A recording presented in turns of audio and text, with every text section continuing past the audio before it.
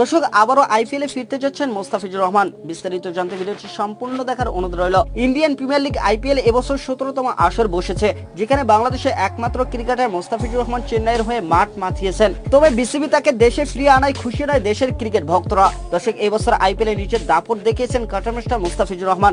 খেলেছেন মোটে 9 ম্যাচ। পাঞ্জাব কিংসের বিপক্ষে 1 মে ম্যাচটি খেলে দেশে ফিরেছেন মোস্তাফিজুর রহমান। ভারত থেকে বাংলাদেশে উড়ে আসেন তিনি। তবে উড়ে আসার পেছনে কারণ ছিল একটাই, বাংলাদেশ ক্রিকেট বোর্ড থেকে ম্যাচ ফুরিয়ে যাওয়া। দর্শক যেখানে এবারে আইপিএলে মোস্তাফিজুর রহমান চেন্নাইয়ের হয়ে 1 মে পর্যন্ত খেলার সুযোগ পেয়েছিলেন। দর্শক সেই মেয়াদ অনুযায়ী মোস্তাফিজুর রহমান 9 ম্যাচে 14 উইকেট নিয়ে পার্পল ক্যাপের প্রতিযোগিতা থেকে বাংলাদেশে ফিরে আসেন তিনি। দেশে ফিরে এসে মোস্তাফিজুর রহমান চেন্নাই থেকে পেয়েছেন 1,77,00,000 টাকা। ভারত সরকারকে আর বাংলাদেশ ক্রিকেট বোর্ডকে দিয়েছে সে টাকার একটা অংশ। দর্শক এদিকে প্রশ্ন উঠেছে মোস্তাফিজুর রহমান আবারও আইপিএল খেলতে যাবেন কিনা। জানা গেছে যে আবারও মোস্তাফিজুর রহমান আইপিএল খেলতে যেতে পারেন, তবে সে বিষয়ে কোনো নিশ্চয়তা নেই।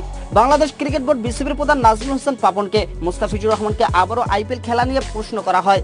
দর্শক মুস্তাফিজুর রহমানের মেয়াদ বাড়ানোর বিষয়ে সাংবাদিকদের প্রশ্ন শুনে আবারও লাভ লসের কথা বলেন পাপন। অন্যদিকে চেন্নাই সুপার কিংসের পক্ষ থেকে মহেন্দ্র সিং ধোনিরাও মুস্তাফিজুর রহমান আইপিএল এর পুরো সিজন না খেলে দেশে ফিরুক সে বিষয়ে কোনো নোটিশ বাংলাদেশ ক্রিকেট বোর্ডকে দেয়নি চেন্নাই সুপার কিংস।